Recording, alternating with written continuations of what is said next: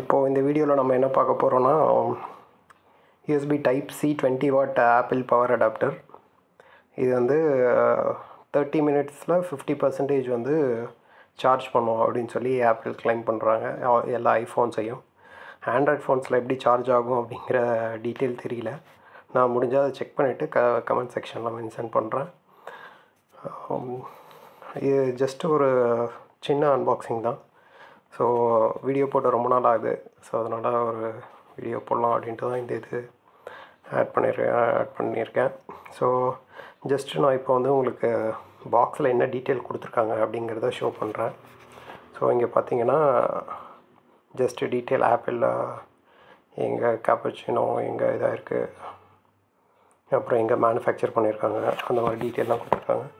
இங்கே கொஞ்சம் extra detail எங்கள் மேனுஃபேக்சரர் அட்ரெஸ்ஸு, அப்புறம் இம்போர்ட்டர் அட்ரஸ் அதெல்லாம் கொடுத்துருக்காங்க.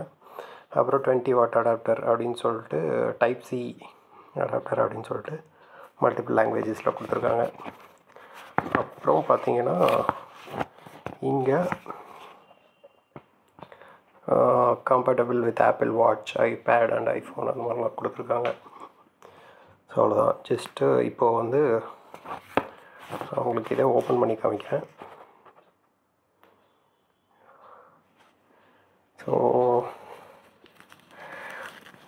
இது வந்து நார்மலாக ஆப்பிள் வந்து 5 வாட் அடாப்டர் தான் கொடுப்பாங்க பாக்ஸில். பட் இந்த டைம் வந்து ஐஃபோன் 12 அதுவும் கொடுக்கல. ஸோ இது வந்து யூஸ்ஃபுல்லாக இருக்கும்னு நினைக்கிறேன்.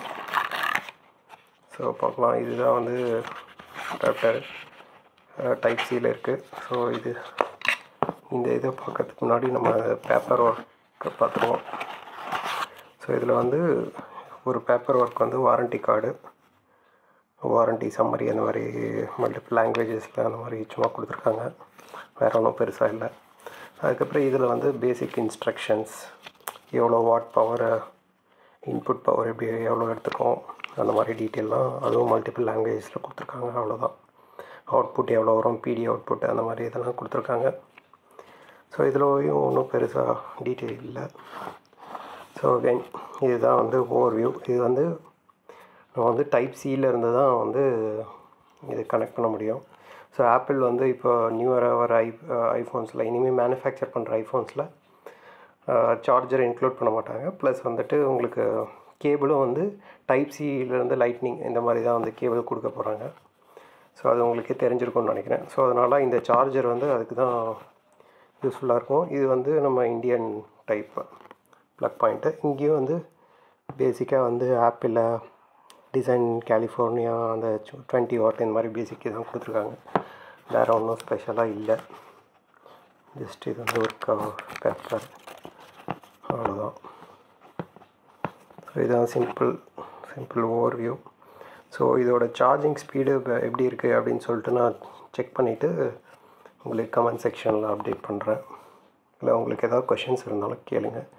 நான் நெக்ஸ்ட்டு வீக்கு ஸ்டார்டிங்கில் இல்லை எப்போ எனக்கு வந்து MagSafe wireless charger, magnetic charger வந்து கிடைக்குதோ அப்போ வந்து அந்த அன்பாக்சிங் போடுவேன். அப்புறம் ஐஃபோன் 12 அன்பாக்சிங்கும் போடுவேன். ஸோ வெயிட் பண்ணுங்கள். என்னோடய சேனலுக்கு சப்ஸ்கிரைப் பண்ணிவிட்டு பெல் பட்டனையும் ப்ரெஸ் பண்ணிடுங்க. ஸோ அப்போ தான் நான் போடுற இந்த வீடியோ வந்து உங்களுக்கு ரீச் ஆகும். So stay tune. Thank you guys.